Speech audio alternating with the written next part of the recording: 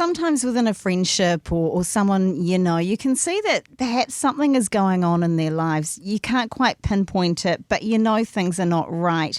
How do you broach that with that person? Is it worth doing, knowing that it could cost you the friendship? I don't know. It's such a tough one. And to help us on this is the wonderful Tanya Unkovich. Tanya, thanks for being a part of the show. You are welcome. Great topic. It is a great topic, and it is that sensitive area, particularly in a friendship.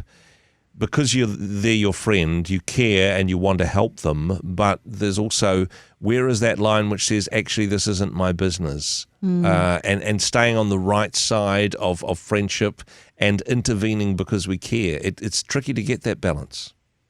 Yeah, look, and it does depend on the nature of your relationship. Like, I've got some friendships where a girlfriend would ring me up and say, Tan, I'm just going to tell it to you straight, but then I've got some other friends who may not do the same. So it depends on the person, for sure. But also you might need to ask yourself the question, what might happen if I don't at least try? So keep that in the back of your mind as well. So, I thought maybe we could describe to begin with some of the things that maybe are concerning. I'm thinking, maybe food control issues or issues around relationships. I mean, these are things that are often really common, aren't they?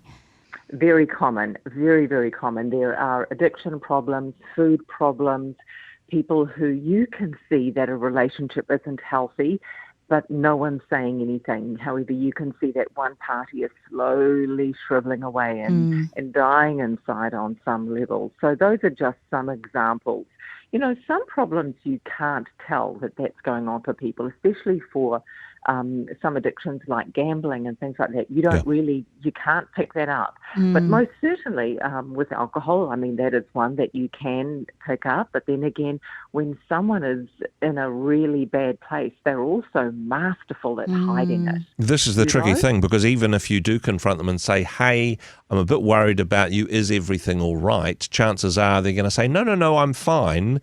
But that's when we need to push a little bit harder, perhaps.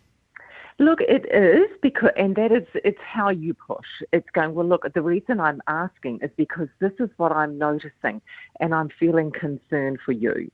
So you've really got to gauge it on how you do that little bit of a nudge. And yes, you're right. People will be in denial, and most people wait until they hit rock bottom before they decide to change. And you could then just say, look, I just want to help you before things get any worse. It doesn't need to be this way for you. It doesn't need to be this bad. You can start making changes now. So how do you help if someone does, or if you suspect someone is struggling?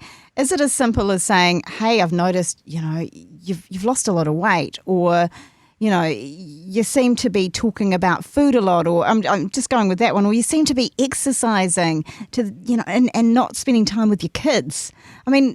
Or do you just say it in a more kind of a wider sense, saying, hey, are you okay? Is everything, how are you feeling about life? What would you suggest there? I personally feel just come out with it. And maybe that's just the passionate Croatian in me. I would actually come out with it straight away, Hey, and in a way, it's a little bit of a shake-up. That is what I would personally do myself. It depends on your level of comfort, but you can only try. And I am sure that if a friendship is really close, the other person isn't going to cut a friendship off over one conversation. Yep. So you can gauge it and just really nudge that little bit harder in that first little bit of conversation, and then just gauge it. What I find too, though, is when people are having a problem like this, it really is a cry for help. They want help, but they just don't know how to ask for it. So you just may be helping them. Yeah, so actually you may, having that intervention, that confrontation in some ways, which I'm sure will feel uncomfortable, that may bring huge relief to somebody who may say, hey, I've got this dirty little secret. I'm so ashamed I can't even talk to anybody about it. If you bring it up first, that may, I suppose, burst the dam when it comes to this person getting the help and support they need. Yeah, without question. And, you said a big word there, shame. Yeah. People don't front up because they are ashamed. And maybe if you know this and somehow weave this into the conversation and go, look, this is nothing to be ashamed of. Gosh, even I've felt this way in the past, or I know so many people have got this problem. Yet when we've got it, we think we're the only one in the world that's got it. So maybe just bring it up that way. Be light about it as well. Not laughy, but just be a little bit playful in the conversation as well to make it not such a big deal, nothing to be ashamed of it, but hey, I am here to help you.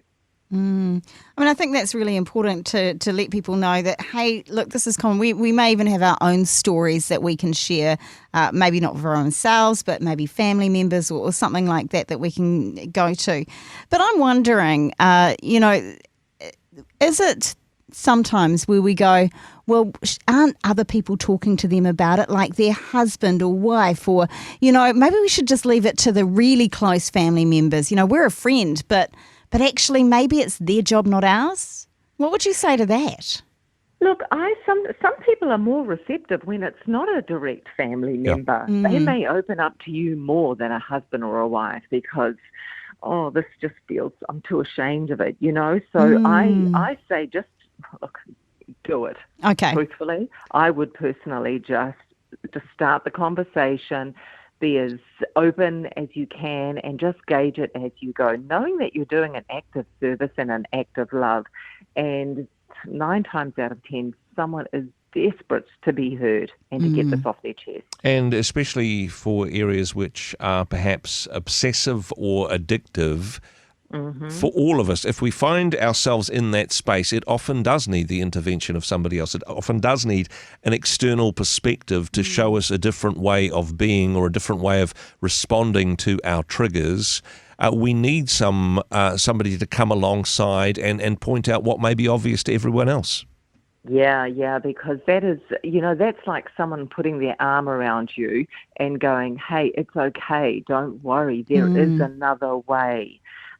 This is what they're probably waiting for and wanting, because when you are stuck in that sort of cycle of addiction and personal abuse, you're beating up on yourself big time. You're telling yourself all the time that you are no good. Right. What they would love to hear is from someone else to say, you are enough, you are loved, and you are lovable. I'm going to help you get through this, or at least let's get it started. Tania, this is such great advice. Thank you for being a part of the show and sharing with us today. Of course, we'll get this up on our website. You put all the things up on YouTube. I've got that right? Absolutely. Everything is there. Tania, thanks very much again. Thanks for joining us. My pleasure.